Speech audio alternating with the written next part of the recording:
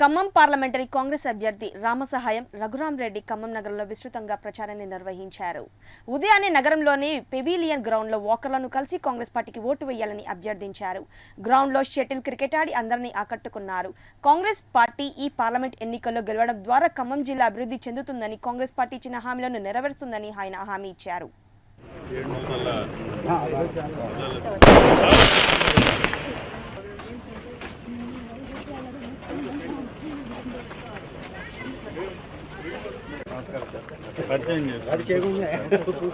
కాంగ్రెస్ అభ్యర్థి రఘురాం రెడ్డి గారు. మీ పేరు సార్?